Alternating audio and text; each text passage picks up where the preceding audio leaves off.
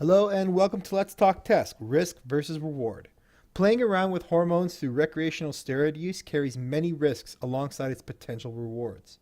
In this video, we're going to discuss the realities of steroids so you can get a better sense of exactly what you're going to get yourself into.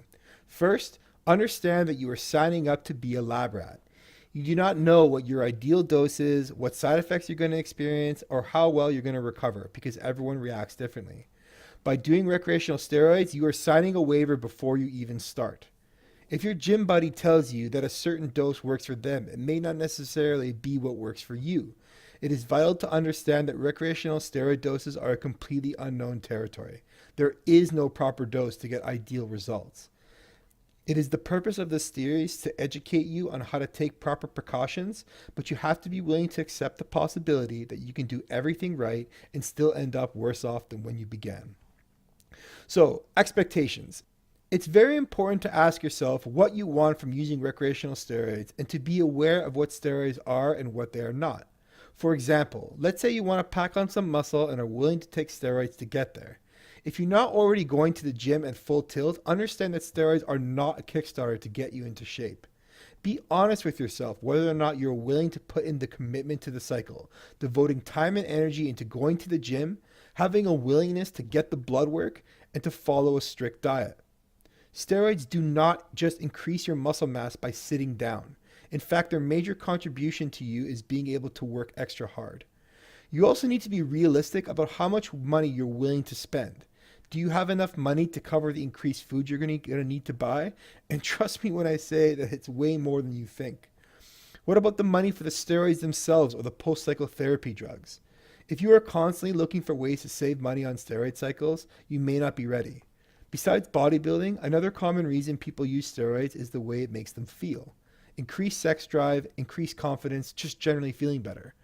If this is the case, you should probably be looking into low testosterone and maybe a therapeutic dosage is what you need instead. Check out our section on replacement therapy to learn more. Now, of course, the main reason why anyone's going to use steroids is to get amazing results. Just look at athletes, Hollywood stars, and guys at your gym to see the evidence.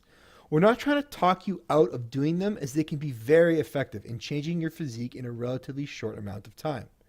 So let's say, however, that you've achieved that dream body you're hoping for with the help of steroids. When you come off of them, it is crucial that you have both a recovery regimen ready and to continue your working out routine and your diet, otherwise you can lose all your gains. There are significant diminishing returns to steroid use because each man's body has a theoretical maximum amount of muscle it can support. This is known as your genetic max. As you approach this amount, your body support systems begin to catabolize or eat muscle in order to maintain healthy functioning. Steroids can put your body beyond this genetic max, and this is where steroid abuse becomes an issue. Once you go off of steroids, it will not be realistic to maintain a muscle mass larger than your genetic max, no matter how much gym time and how strict a diet you dedicate yourself to. That's why it's important to be realistic with your goals when it comes to steroid use. It's one thing to do a couple cycles to put on your first 20, 30 pounds of muscle, and it's another thing entirely to do a cycle every year for the rest of your adult life, or worse, never get off them at all. So, one of the final categories is the mental effects, and let's just start by setting the record straight.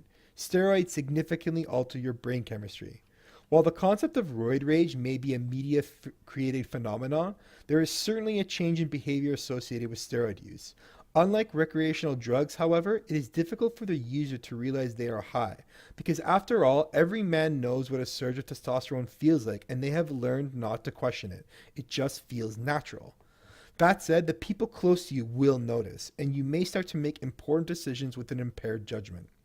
Testosterone regulates dopamine, the neurotransmitter that controls reward, and as such can lead to impulsivity, aggressiveness, and risk-taking behaviors.